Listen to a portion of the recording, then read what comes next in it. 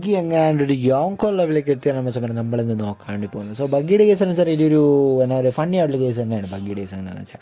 അപ്പം ഇത് സംഭവിക്കുന്നതെന്ന് വെച്ചാൽ നമ്മുടെ സ്വന്തം ക്രൊക്കഡൈലും മിഹോ കൂടി ഒരുമിച്ച് നിന്നൊരു എന്താ പറയുക ഗ്രൂപ്പ് ഫോം ചെയ്യുന്ന അവർ ഡിസൈഡ് ചെയ്ത സമയത്തായിരുന്നു. അപ്പോൾ അതിനുശേഷം നമ്മുടെ ക്രൊക്കഡൈലിൽ ബഗ്ഗിയുടെ മീറ്റ് ചെയ്ത് കുറച്ച് ഫണ്ട് അവർക്ക് ആവശ്യമുള്ള ഫണ്ട് ബഗ്ഗിയുടെ രീതിയിൽ എന്താ പറയുക ബഗ്ഗിക്ക് കുറേ കടം കൊടുത്താണ് ഇതിൽ ക്രൊക്കഡൈലിന് കുറേ പൈസയിൽ ബഗ്ഗി കൊടുക്കുക. അങ്ങനെ ബഗ്ഗിയുടെ നിന്ന് കടം വാങ്ങിക്കേണ്ടി വരുന്ന സമയത്താണ് ഇതിൽ ബഗ്ഗി നമ്മുടെ മറൈനായിട്ടൊരു ക്ലാഷ് ഏർപ്പെട്ട സമയം. അങ്ങനെ നമ്മുടെ ബഗ്ഗി റിലി ക്രൊക്കഡൈലും മീനൊക്കെ കയറി ആ സമയത്ത് രക്ഷപ്പെടുത്തുകയാണ്. സോ അങ്ങനെ വന്ന സമയത്ത് റിലി ബഗ്ഗിയോട് ചോദിച്ചാൽ ബഗ്ഗി പറഞ്ഞു ബഗ്ഗിയുടെ ഒന്നുമില്ല, ബഗ്ഗി വേണമെങ്കിൽ അതിന് പകരം ബഗ്ഗിയുടെ ബഗ്ഗിയുടെ അണ്ടർ വരുന്ന എല്ലാ റിസോഴ്സും പിന്നെ ബഗ്ഗിയുടെ പീപ്പിൾസിനെ തരാമെന്ന് പറഞ്ഞപ്പോൾ ആ ഒരു ഡീലിൽ അവർ എത്തുമായിരുന്നു. അപ്പോൾ അങ്ങനെ സംഭവിച്ച സമയത്ത് റിലി ഇതൊക്കെ സ്വന്തം ക്രൂവിനെ മേറ്റ് അവർ ഭയങ്കര ബഗ്ഗി അവരെ ഫാൻസായ ആൾക്കാരായിരുന്നു, നമുക്കറിയാലോ.